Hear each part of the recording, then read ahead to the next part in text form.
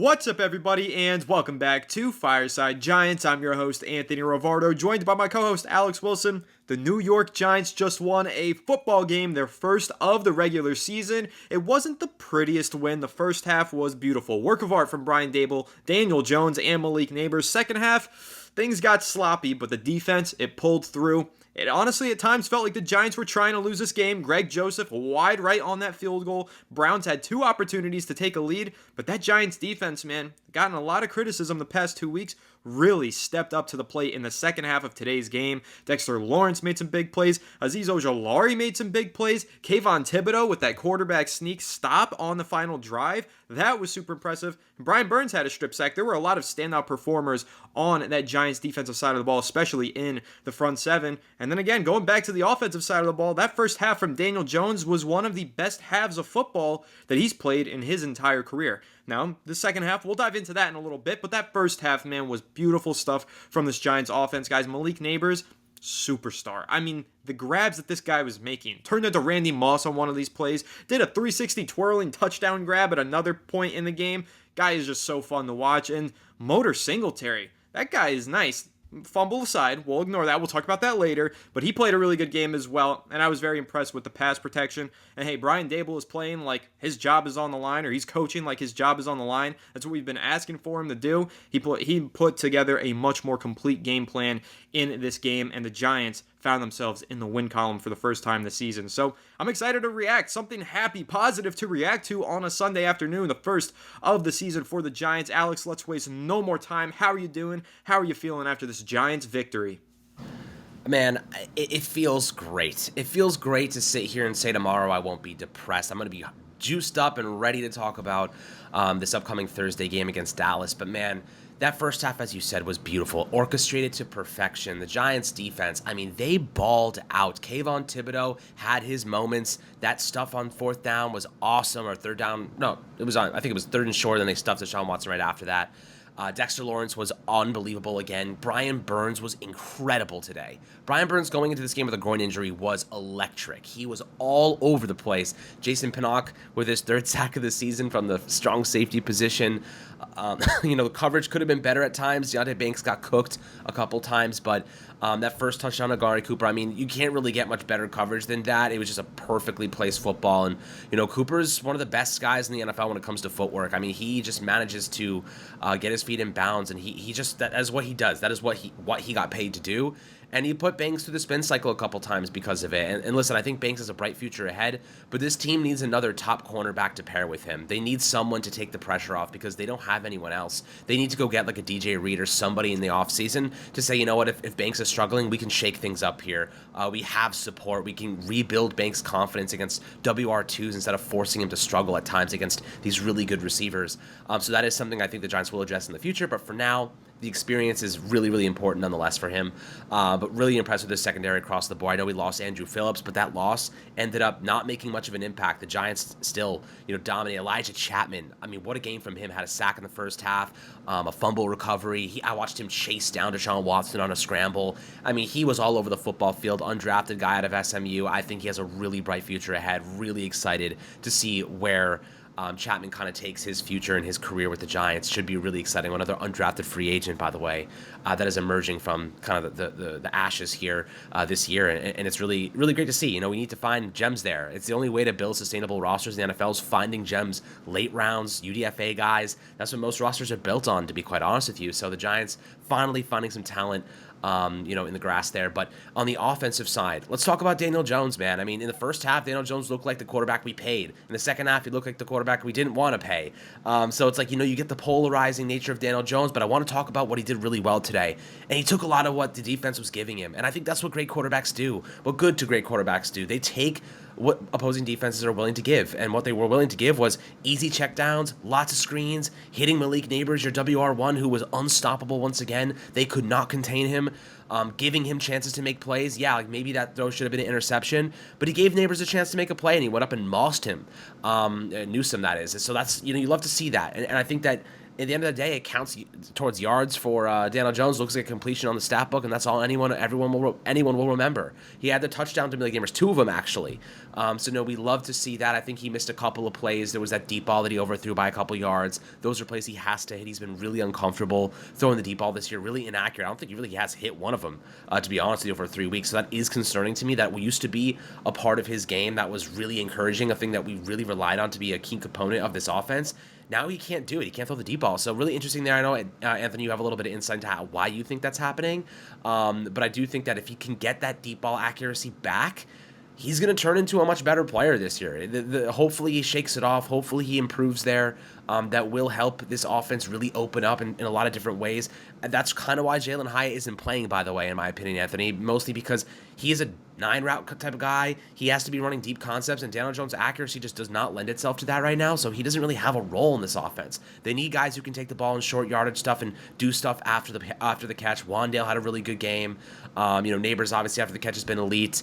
They really haven't gotten Slayton involved that much. The tight ends have been basically non-existent. Lots of screens to Devin Singletary, who, aside from the fumble, was tremendous. What did you see from Daniel Jones? I liked the game plan. I thought they played to his strengths well. They took a lot of the bigger decision-making away from him and really capitalized on what the defense was giving them. Quick throws, a lot of easy decisions, and makes Daniel Jones look good. And, I wonder if teams will start to adjust to that at some point.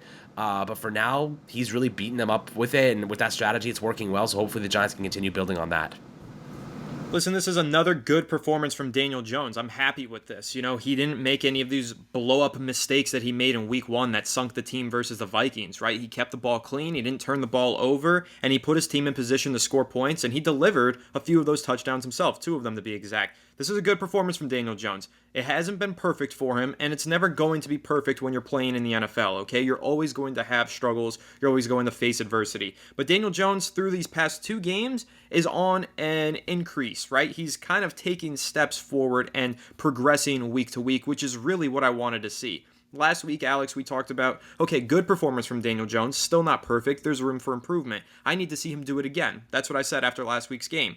Well, I saw him do it again, so now I'm feeling a little bit better. It's compounding good weeks, simultaneously, finding ways to win games and not turning the ball over and just going week to week. Good performance, great performance, great performance, stringing those together. That's how I'll feel better about Daniel Jones and feel like he can start all 17 games this season. We got to see these games on a consistent basis. He can't go into this upcoming week 4 game, this Thursday night game, only a few days away, and throw out a stinker. It's got to be 3 games in a row, 4 games in a row, 5 games in a row. But we're on the right track here, which is what I'm trying to say and why I'm encouraged and why I feel good about the way that Daniel Jones played in this game. You're right, it wasn't a great second half from him. He had a couple of mistakes in that second half. He had a throw from his own end zone that kind of floated up there and absolutely could have been intercepted, but it wasn't, and so I'm not going to hold it against him for what could have, should have, would have been, right? He still played a good enough game and put the Giants in position to succeed and to win this game. He delivered on 2 great touchdown passes as well, so I'm happy with Daniel Jones.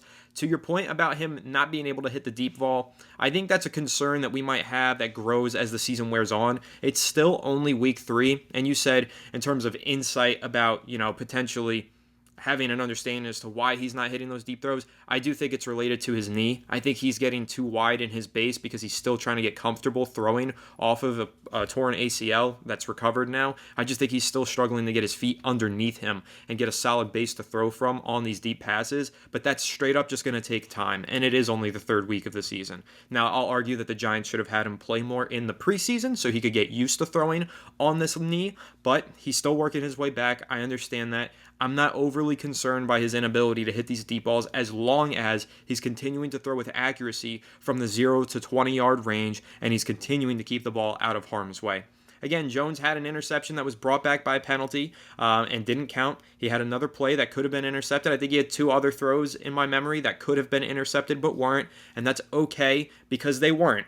But if they were, maybe we're talking about a different kind of game. But right now, I'm not going to nitpick that stuff. I'm just going to say, hey, Daniel Jones, you stood in there in those clean pockets. Even when the pockets weren't clean, you delivered some good balls, and you let your playmakers make plays. Wandale Robinson got more involved today, Alex. I know you were happy to see that. You've been advocating for that for weeks now. He got the ball quite a few times. He made some great plays after the catch. And then I don't know how we've gone over 9 minutes into this episode without really diving into Malik Neighbors here. Because I just have to say, guys, I haven't seen a player play at this level for the New York Giants at the wide receiver position since Odell Beckham Jr., maybe even before. Because some of the grabs that he made today were just ridiculous. That one catch that he had on the left sideline versus Emerson, Daniel Jones. All right, Alex, I know that we kind of were debating this through text message earlier. You said it wasn't a great throw. That should have been a pick. Neighbors saved Daniel Jones.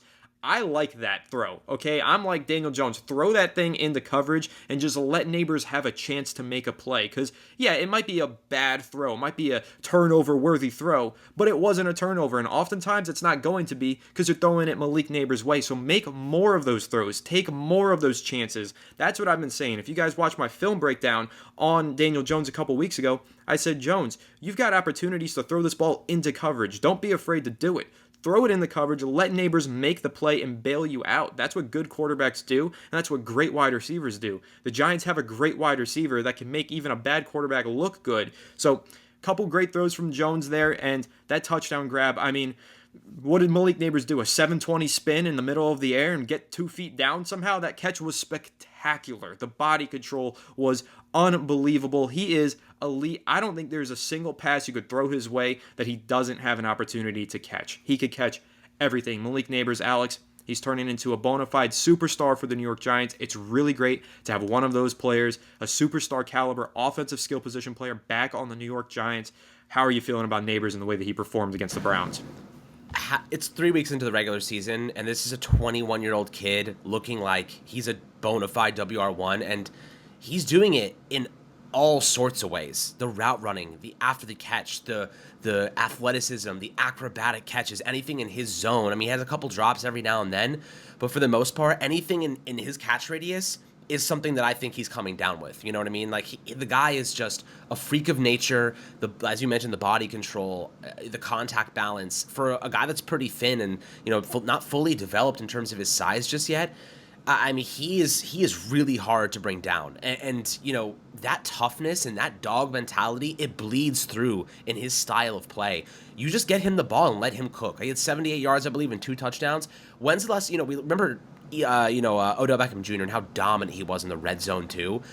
He could take a ball to the house.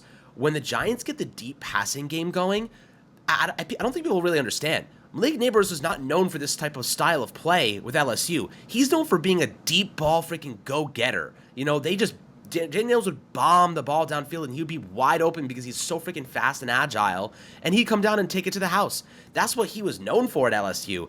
The Giants have been using him in a totally different style, but we're seeing that he has more skills than we previously even realized in terms of, I thought he needed a little bit of development in some areas, and that was always the case for any rookie. But he's showing us that he doesn't need that development. He is ready to be a high-octane contributor at receiver immediately. When the Giants get the deep passing game going, we're going to see a level of talent that we haven't even been exposed to just yet on this Giants team. You know what I mean? Like, imagine having a guy that's just as fast as Darius Slayton, if not faster, but also it's the short area burst, the hands in traffic, the abilities after the catch. He has all of that.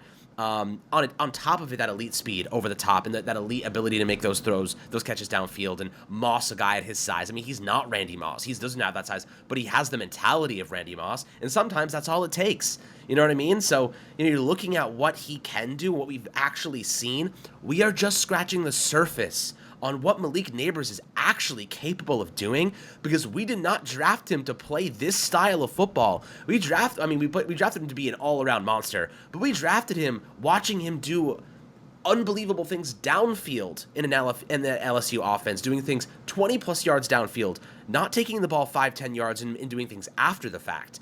That's a whole different game that he's playing right now. And when he puts it all together, if Daniel Jones can finally get that deep passing going, Brian DeBook can open up this offense, or whoever plays quarterback for the future of this team, if they can open up this offense to the screen, to the short, the intermediate, and the deep passing game where they can hit those hole shots. I mean, that route out of the slot, man, oh my God. He toasted the cornerback there. Like, wasn't even close.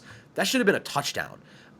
He could have had a much better day than he even did, and that's because of a missed throw. There was a couple of ones that were kind of skipped in the dirt, but it was, you know, it happens. Quarterbacks, even the best of them, miss throws at times. So I'm not blaming Daniel Jones for that. More so just saying, there was opportunities that he could have even capitalized even further. When we put together a deep passing game for this Giants offense and they start to hit on those deep balls, we're going to see Jalen Hyatt, start to get more involved here and have better days. But Malik Neighbors is going to turn into what we already are seeing as a superstar, into one of the top 3, top 4 receivers in football. And I don't think he's there yet because it's such a small sample, so young, so untested in a lot of ways against better talent. But when they start to put that whole scheme together, when they start to expand this thing, I mean, Anthony, the ceiling really is the limit. He could be the best player in football at the receiver position. I mean, I'm not going to say Justin Jefferson obviously probably has that for the next very long time, and what Sam Darnold is doing is crazy. But Malik Neighbors could be up there in that conversation of true, just give him the rock and let him cook, like quarterback-proof level wide receiver. And I think that's really special. The Giants haven't had that, like you said, maybe before OBJ. I think OBJ and Eli Manning had a special connection. Neighbors is going to force that connection on any quarterback. Daniel Jones, he's not the best player in the world, but he is forcing a truly exciting connection between those two because of how talented he is, what he can do to bail a quarterback out of a bad throw. As you said earlier, like take those risks because Neighbors is going to make that catch. He can do those special moments. He can make those things happen. Now, I do think that in the second half of this game, Brian Dable's play calling got a little bit conservative, and Daniel Jones missed a couple throws, and he was a little bit uncomfortable at times, and the momentum shifted. What I want to see from Daniel Jones, Anthony, is that when the momentum shifts away from the Giants, I want him to go out there and get it back for us. At times when the momentum shifts, sometimes he loses the ability to maintain it, to get it back. After that Devin Singletary fumble, I would have loved for DJ to get back out there and just march down the field and command that attention, command that momentum that the Giants had lost. At times, he kind of loses it with the team, and he doesn't have the capacity to get it back sometimes.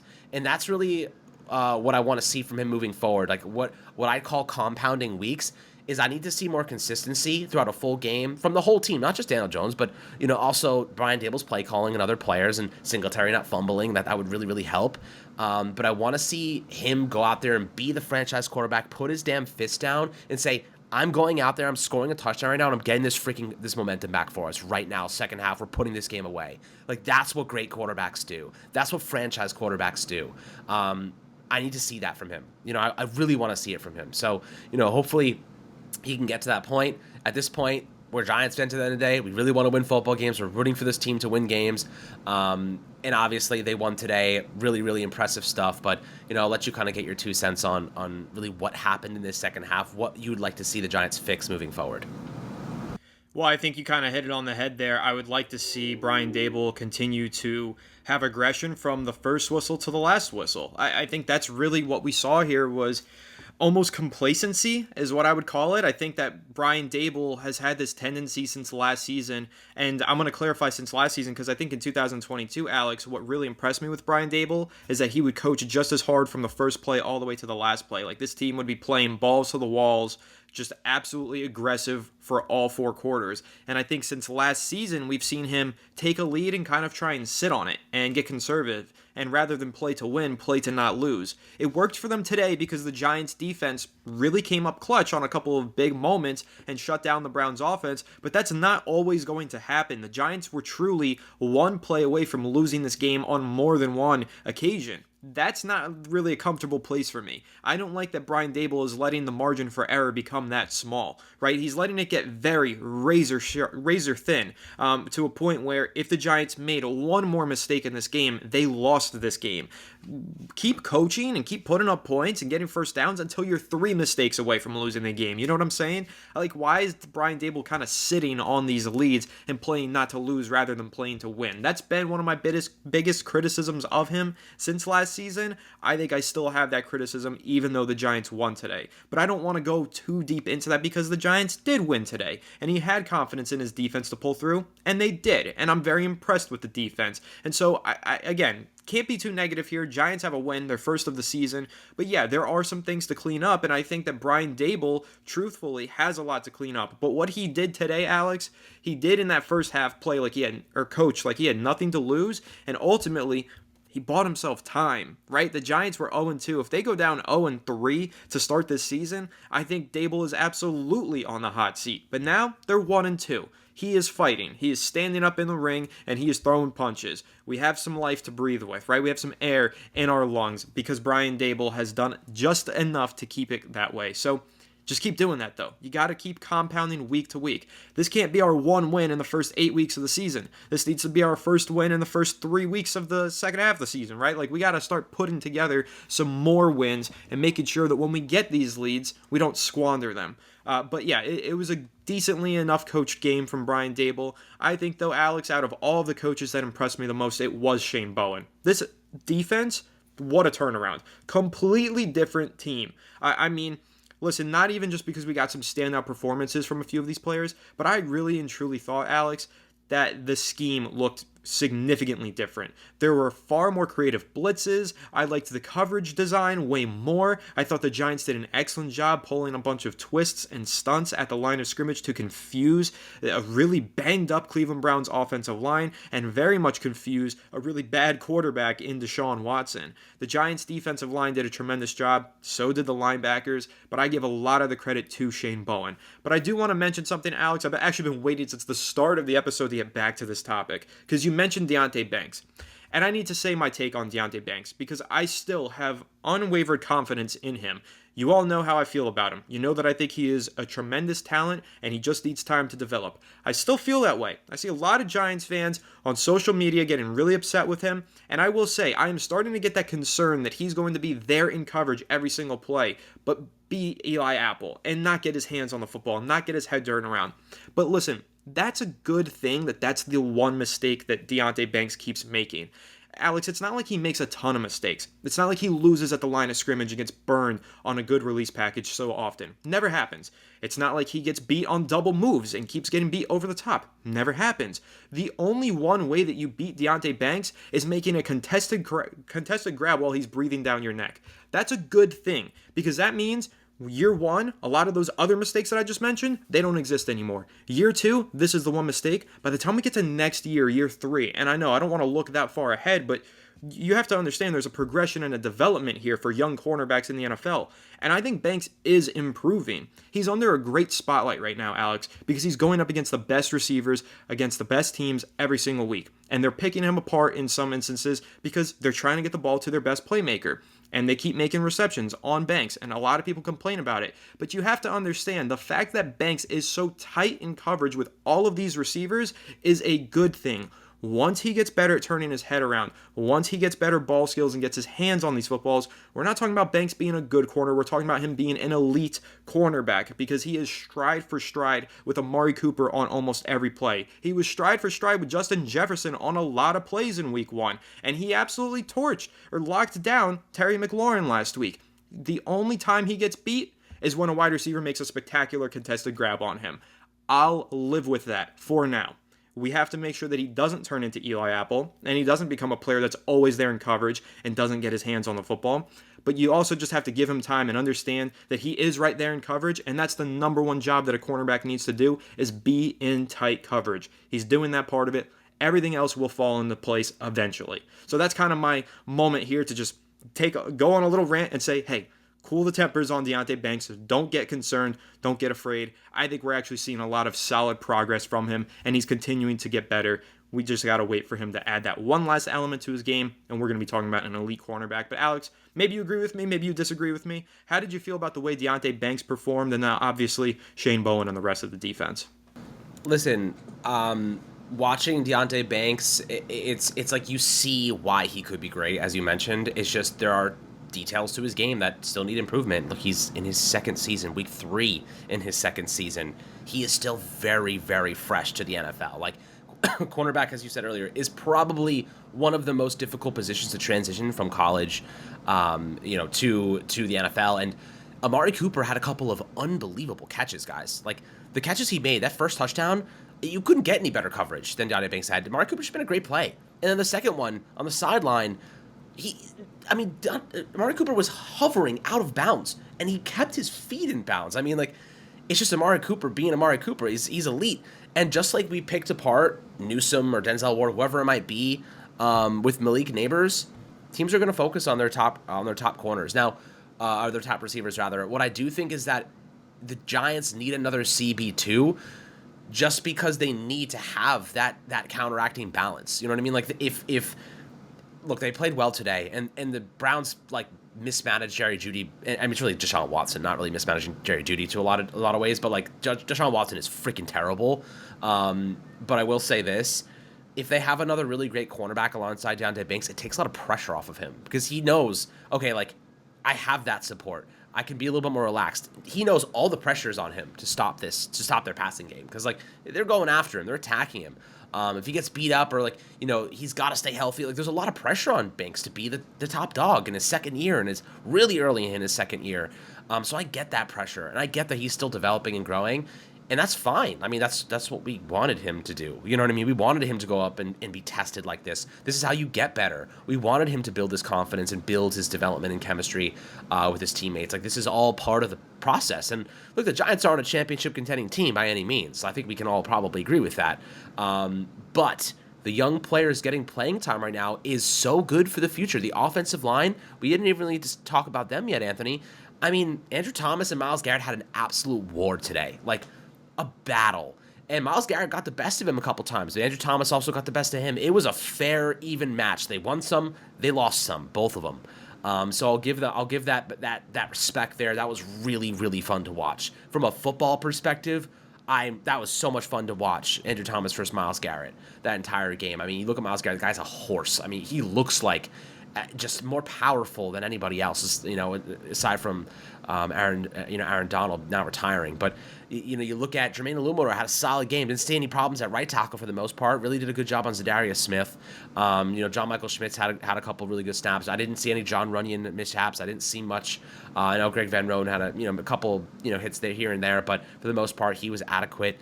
Daniel Jones had time in the pocket, man. Like this was another game where this was one of the best defensive edge rushing duos in Zadarius Smith and Myles Garrett that we're probably going to see all season long, aside from Dallas. You know what I mean? Like, the Giants stood their ground. The Giants played well in the trenches. The offensive line was solid.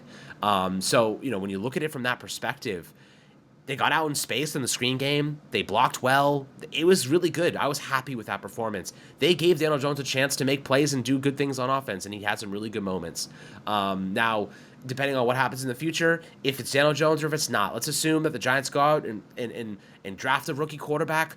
They're going to be inheriting a good situation in the offensive line and a top dog receiver in Malik Neighbors. That is what you want for a young player. If that's the direction the Giants go, they have a really nice inheritance waiting for that young player. And if it's Daniel Jones in the future, whoever it might be, they're going to have a really good situation under center. So, we love that. We love progression. We love how, this line stood up against one of the best, pass rushers in the game. So I will say this. Lots of positives on offense to take away. The play calling is improving. The confidence is improving. The execution is improving. Practice is translating to the field. And you want to know, Anthony, what happens when you execute at a higher level? You avoid a lot of injuries. How many stupid injuries have we had because of players running into each other or being blasted into their own quarterback or being blasted into their own offensive lineman or guys running the wrong routes and having to double back to the ball and getting hurt or taking unnecessary hits? The Giants are playing better, disciplined football, and it's resulting in fewer injuries on offense, knock on wood. That's a really good sign. The offensive line is staying healthy. John Michael Schmitz, I know, got knocked out, but immediately came back to the game today. So, for the most part, really, really encouraged about the progress this team has made from week 2 to week 3. This is a really big win for this team. And I will say this. This does not mean, to me, in my opinion, Anthony, the water is still hot. Brian Daboll, this does not alleviate that pressure. You are still very much on the hot seat. You are still very much under the gun, man. You got to keep winning games. It does not stop here. It starts here. You know what I mean? It starts 1-2. The Giants are. The Eagles just snuck out a win against the Saints. They're not looking all that great this year right now. They have their vulnerabilities. Jalen Hurts has turned the ball over like crazy. The Dallas Cowboys defense with Dan Quinn gone looks horrible. They just got absolutely marched on by the Ravens to open this game. If you're watching this right now, that's kind of what I'm looking at. But listen, like, this Giants team, like, they have progress here. They can win football games. They just have to not beat themselves.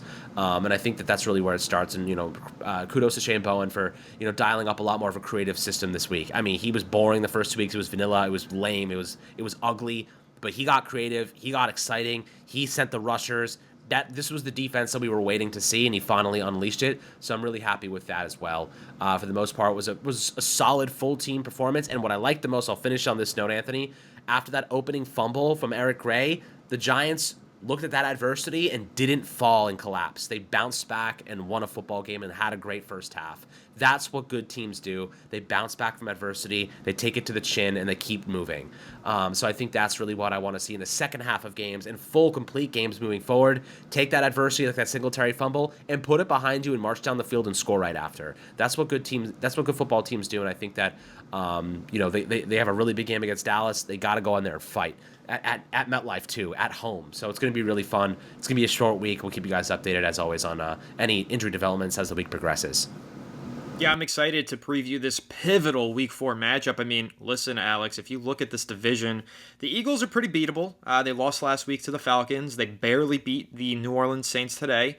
Washington is absolutely beatable. The Giants should have beaten them last week, and it looks like Dallas is pretty beatable as well. And if the Giants go ahead and they're 2-2 after beating Dallas on Thursday, well, hell, they're right there in the NFC East race. So it's still an early season, and we had our panics, and we had our doom and gloom, and we had our really angry and frustrated moments through the first 2 weeks of the season. We all did, because we're Giants fans, and we hold this team to a high standard, and we want to see winning football. Well, we got our first taste of a win this week. Let's hope that continues on to Thursday night, just a few days away. And like I said, if we're 2-2 coming out of that game, I think we can be a lot more positive on this show and start talking about some more exciting things long term for what this Giants season might look like. But for right now, I'm going to live in this moment. I'm going to be happy with the Giants getting this first win of the season. Hope to see it become a trend and not an anomaly. But yeah, got to keep compounding good games, good weeks. Got to stack those on top of each other and see if we can make this a competitive season. But overall, a great performance by the New York Giants. I'm very impressed with the first half for sure. Second half, a lot to clean up, but it is still only week 3. So we'll see if they make any adjustments going into week 4, and we'll see what else is on the horizon. But of course, stick with us because we're going to be reacting to this game throughout the week, and we're going to be previewing the upcoming game. It's only a few days away, also throughout this short week. So make sure to leave a like if you enjoyed this episode. Subscribe to the channel if you're new. Ring the bell so you don't miss an episode, and comment your thoughts down below in the comment section. If you're listening on Apple or Spotify, please make sure to leave us a 5-star review. Go ahead and follow us on all of our social media channels at Fireside Giants. Without further ado, we'll catch you all on the next one. Have a good one, and let's go Giants.